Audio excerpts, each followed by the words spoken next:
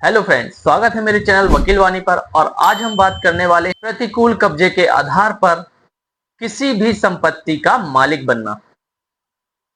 जी हाँ, क्या कोई व्यक्ति कब्जे के आधार पर भी किसी दूसरे की संपत्ति का मालिक बन सकता है?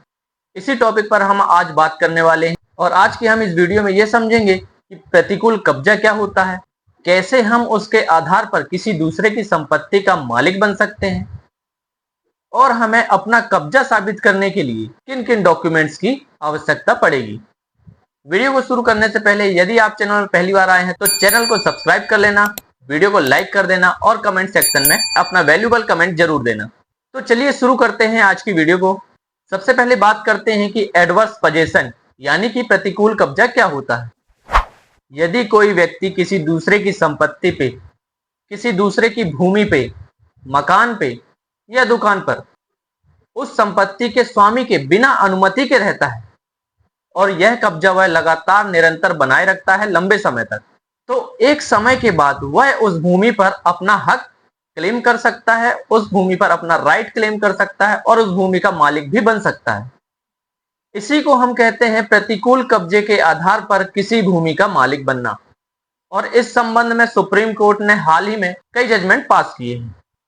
तो कैसे कोई व्यक्ति दूसरे की संपत्ति का मालिक बन सकता है मात्र कब्जे के आधार पर?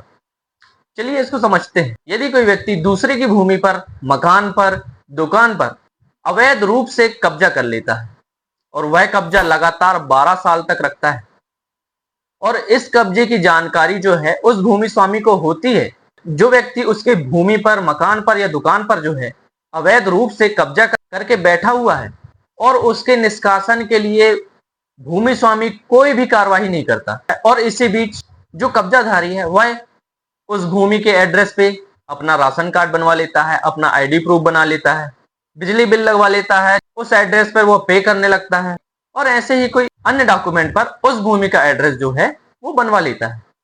और एक समय के बाद यानी कि 12 साल के बाद वह कोर्ट में जाके क्लेम कर देता है कि मैं तो उस भूमि पर जो है एडवर्स पोजीशन रखा हुआ हूं और मुझे एडवर्स पोजीशन के आधार पर उस भूमि पर भूमि स्वामी घोषित किया जाए। यदि वह व्यक्ति उस भूमि पर जो है एडवर्स पोजीशन प्रूफ कर देता है तो कोर्ट उसे एडवर्स पोजीशन के आधार पर उस भूमि का स्वामी घोषित कर सकती है। और यदि वह साबित करने में फेल हो जाता है, वह साबित नहीं कर पाता है, तो कोर्ट उसको उस भूमि को खाली करने के लिए ऑर्डर कर देगी। लेकिन यह कब्जा कैसा होना चाहिए? एडवर्स पोजीशन ये मात्र यह नहीं है कि आप किसी की भूमि पर जाएं, 12 साल तक रहें और कोर्ट में आप जाके क्लेम कर दें उस भूमि पर मेरा 12 साल से कब्जा है, अब मुझे उस भूमि का स्वामी घोषित कर दिया जाए। तो क्या ऐसे में कोर्ट आपको भूमि स्वामी घोषित करेगी? बिल्कुल नहीं, क्योंकि आपको जो है एडवर्स पोजीशन किसके खिलाफ रखना है? उस भूमि के भूमि स्वामी के विरुद्ध। और यह कब्जा जो है उसको पता होना चाहिए कि आपने जो है उस भूमि पर उसके विरुद्ध कब्जा किया हुआ है। ऐसा नहीं कि आप उसको रेंट दे रहे हो और आप कहें कि मेरा 12 साल से लगातार कब्जा है, इसलिए मुझे अब उस भूमि का भूमि स्वामी घोषित कर दिया जाए। ऐसा नहीं। जैसे आप किसी भूमि को, मकान को या दुकान को किराए पर लेते हैं, आपने कुछ सालों तक तो किराया दिया और आप बतौर उसमें किराएदार रह रहे हैं, लेकिन जैसे मकान मालिक ने कहा कि आप खाली कर दीजिए और आप मकान खाली नहीं करते हैं, उसके बाद आप लगातार 12 साल तक या उससे अधिक समय तक उस मकान पर, भूमि पर या दुकान पर कब्जा जारी रखते हैं और ये जो भी डॉक्यूमेंट मैंने पहले बताए हुए हैं वो तैयार कर लेते हैं और उस भूमि का भूमि स्वामी जो है आपको निकालने के लिए कहीं भी कोई भी कार्रवाई नहीं करता, तब इस आधार पर जो है आप कोर्ट में क्लेम कर सकते हैं कि आपको जो है प्रतिकूल कब्जे के आधार पर उस भूमि का भूमि स्वामी घोषित किया जाए।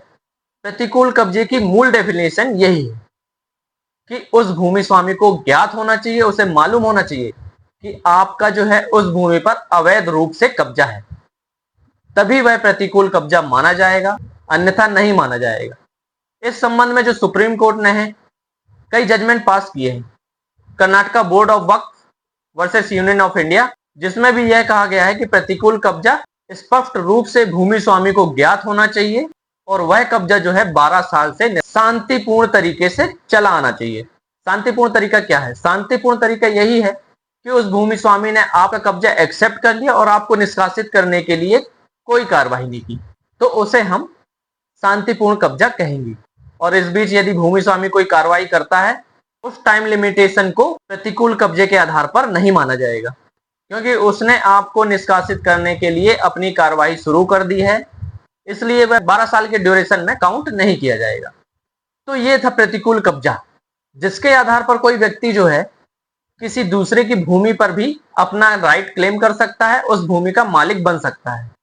तो वीडियो अगर आपको पसंद आई हो तो वीडियो को लाइक कर देना और चैनल को सब्सक्राइब जरूर करना और कमेंट सेक्शन में अपना वैल्यूएबल कमेंट जरूर दे के जाना।